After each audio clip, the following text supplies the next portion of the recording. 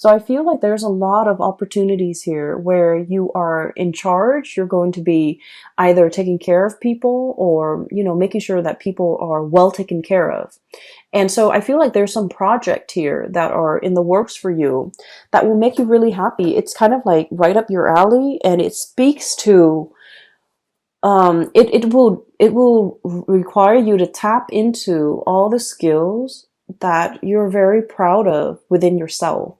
Being a good caretaker, being of service to other people, being in an environment where you can, make a situation better for a group of people, for humanity in some way. So I feel like it's not ego driven. It's a position or a situation where you can put all your skills to good use, and this is where your energy needs to be focused. Okay. Um, you have two aces here. Oops, sorry. You have the Ace of Wands, which is new projects. Okay, something that's coming in very, very fast, very, very fast, and it's catching you unawares. I'm feeling. And then we have as well the Ace of Swords and two aces. And the Ace of Swords is about being decisive. It's about figuring out what you want. It's about being clear with yourself about what you want. It's about being decisive and not waffling back and forth and then telling yourself, I just feel like one day you're just like very gung-ho about it. You're very like much on board. And then the next day, the self-doubt creeps in. What ifs? What if this? What if that? And so I just feel like you can be 100% decisive one day, and then the next day you're kind of waffling back and forth. And so this is pretty much, telling yourself, choose something and commit to that course of action until that course of action has run dry. I feel for many of you, this could also be like a relationship situation where from one day to the next, the relationship is like an emotional roller coaster. Okay. And when it's like at a high point, it's really good. And you're just like, I want to marry this person. And then when the there's like an emotional dip, or when, there's like, it's at a low point, you're just like, I want to break off this relationship. And so things are very extreme. Okay. Things are very much like from one day to the next is very extreme. And I feel like, your emotions, your feelings are change based on things that are, you feel though it's outside of your control. But what I'm sensing here is, there are certain things that we need to be decisive about, okay? And there are things that we need to anticipate. Life is not going to be a bed of roses. I almost feel like, this energy about romanticizing things too much, wanting everything to be rainbow and lollipop. I feel like you're smart enough to understand that there are always going to be high and lows, okay? But in the end, like at the end of the day, everything balances out. But I feel like for many of you, when the high is really high, you're kind of like caught up in that emotional high and you're trying to recreate it. And so when the situation hits an emotional low, you feel like you can't handle. You feel like you don't want to be in it. You feel like you can't handle it. And so what I'm sensing is when it's an emotional high, take it for what it is. And, understand that there will always be good days. There will always be bad days. And don't let those bad days dictate how you feel. Don't let those bad days get you into a negative space. So emotional moderation is one thing, but also being realistic enough to know that there are always going to be ups and downs in life, at work, in relationships, in all your interpersonal dealings. And so as a result of that, realizing that and recognizing it, I feel it's going to make things a lot more realistic, okay? A lot more manageable, so that your emotional state is not rattled every single time, okay? So it's like, don't measure a situation based on all the emotional highs and lows. Because the way you measure something, it's going to fall somewhere in between, okay? Because at the end of the day, those emotional highs and low will calibrate and they'll even out. And so don't measure how you feel about a situation, about a job, about a person. Don't measure the past, especially based on those emotional highs and lows. Take them all in their totality, okay? I do feel like there's going to be a lot of communication coming through, okay? So we have here the messenger, page of swords, okay? This is like somebody with envelopes, like physical mail that you are getting at your door, okay? Packages, mail, communication, emails, text messages, phone calls, and things like that. Keep your phone charged. Make sure that you're not missing anything. I also feel like there is an element here about reading something too fast and then shooting off an email and then finding out that, you know, that you might have read something incorrectly. So really taking the time to scan those emails, to sit still and be, you know, and diligently read everything that's included in that message, rather than what you want it to say, or rather than what you think it's saying to you. Read what it's really saying, because I feel like it's almost like I'm seeing a message where somebody is saying like either or, like, do you want to do this? If not, you want to do this instead. And then all of a sudden your mind clamps on to the first thing that you see, and you're just like, oh, I want to do that. And then, so I feel like, you know, there's a fixity, like a fixedness when it comes to reading what you think you want it to say rather than what it's really saying to you. Okay. A lot of the times during the Mercury retrograde period, the shadow, we're going to leave the shadow period completely by, I believe that it's the 11th or the 15th. I can't remember. I didn't keep track of it this month. But what it does is that, when the Mercury retrograde cycle is happening, Mercury, the planet that facilitates communication, mental processes, processing information, and so forth, is not in the sky. It's working its way backwards. And when it's not there, we have to be extra diligent about doing our part to make sure communications don't happen. So that means we need to scan emails. We need to read it twice. We need to make sure something is sent. We also need to make sure that we don't miss messages or important communication that's coming through.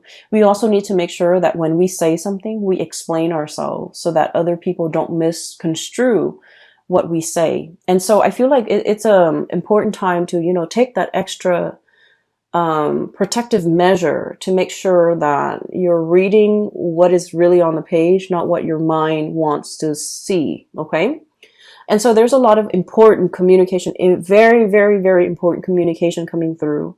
And it's linked up here with the Wheel of Fortune. So Ace of Swords and the Wheel of Fortune. And the Wheel of Fortune it's a major arcana card. It's a big deal. And it's a really, really good card. It's basically telling you your luck is turning for the better. And it's basically telling you one major cycle of your life is coming to an end. And the wheel is turning so that something new is coming in, okay? This is a major life-changing type of a month for you. And you have a lot of executive decisions that you need to make. You need to be very decisive. And you need to verbally, I'm hearing this crowing of the rooster. You need to very, very physically, like, verbally tell somebody how you feel. This could be like, you know, no, leave me alone, or no, I'm not for sale, or no, this is not what I want, or no, this is something that I want. So whatever it is that you need to say, I feel like you need to verbally say it.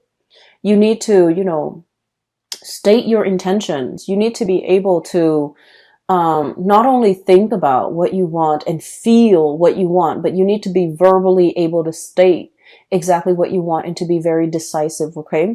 For those of you who are going through like any type of a situation where you're kind of like put on center stage and you have to defend your stance, or you have to make a speech, or you have to do a presentation, or you have to, you know, persuade somebody or even get somebody to come around to your point of view, you have kind of like that golden chalice. You have the gift of the gab, and you have the power of persuasion. Okay. And so there are a lot of messages that are coming through and a lot of like communication that will be front and center for this month. Make sure that we are stating our intentions very, very clearly. The last card that I do want to talk about here is we have here the Seven of Wands. And the Seven of Wands is, okay, so let me just talk about this. You and Libras and Pisces. This is an energy of assertiveness, okay? Cancers, I feel that you, Libras and Pisces, are like wildly inoffensive. Very, very inoffensive. So that means that you don't want to rock the boat. You don't want to upset anybody. You guys are really, really nice. And I feel like, you know, you would never go out of your way to make yourself kind of like center stage, okay? For those of you who have like a lot of Leo placement, or even like fire sign placement, Sagittarius, or even Aries, you might want to rock the boat. But I feel like the majority of you, this is somebody who's like very inoffensive. They don't want to rock the boat. They don't want to hurt anybody. They don't want to be a contrarian. They don't want to go against the herd. Not that you're not opinionated, but I feel like you're opinionated. And, but in a crowd, I feel like, you know, you want to kind of like go with the herd. And the Seven of Wands, this is about, you know, battling all the opposition. Okay. This is like being stuck on a hill and all the wands are coming at you, where you have to defend yourself, where you have to defend your stance, where you have to like explain to other people why you believe in the things that you believe in and why you feel a specific way. And so this is a card mainly about, it's about self-awareness. It's about self-assertion. It's about assertiveness. And, you know, really giving somebody a piece of your mind so that they leave you alone. Okay. Kind of like that young man with the Oldsmobile. This car is not for sale, sir. And, you know, raise your voice, say what you need to say so that the other person gets out of your face.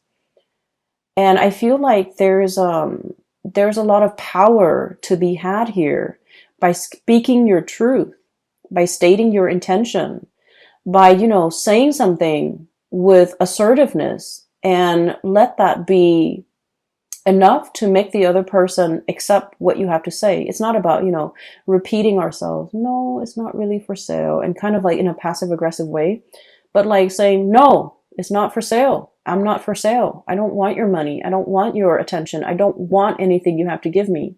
And so I feel in a way, it's sort of like coming to terms with times in the past where you have not been like this, where you felt like your power, the things that you say have been drowned out, where you felt like you didn't have an opportunity to speak your truth. And coming into the month of March, it's about rectifying these missed opportunities. It's about looking at the past and figuring out, where have I been kind of like wishy-washy, or where have I not been assertive, or where have I let my truth kind of drown out or get drowned out by the voice of the herd. Okay. Or where have I been really passive aggressive with people, and, you know, they kept pushing me, they kept encroaching upon my boundaries and my space, and they didn't leave me alone. What could I have done differently? And I feel like a lot of it is just this massive crowing, like, stating your truth and being very firm. So, you know, sometimes it's not the things that we say, but the tone. Okay. So like having a very firm stance, and you can't have a firm, it's like you can't say something firmly and with conviction unless you feel it in every fiber of your being. You have to feel something a certain way. Like you have to feel it, and you have to feel that conviction before you can stand in front of a crowd or stand in front of an opponent to be able to tell them, you know, back off. Okay. So this is about reclaiming your space, and this is about reclaiming, you know, your sense of self, knowing yourself well, knowing what works for you, and defending that. Okay. I feel like for many of you, there might have been a relationship situation here where somebody might have said some mean things. Okay. And I feel like, you know, there's no going back to it. Okay. Cancer, there's no going back to it. It's 10 of Swords here. And then Ace of Swords is about cutting off. It's a severance. It's It's done and over with. We can't really go back to it. Many of you have freed yourself from potentially someone who's like verbally abusive, and you're in a state where you're very happy. And I'm really glad to see this for you. And so keep doing you and focusing on that and focusing on how to move your situation forward. So we're focusing on movement, and we're trying to move away from these two cards, which denotes to me, you know, like mulling over the past, trying to justify it, trying to make sense of it. And you want to focus your attention here, okay?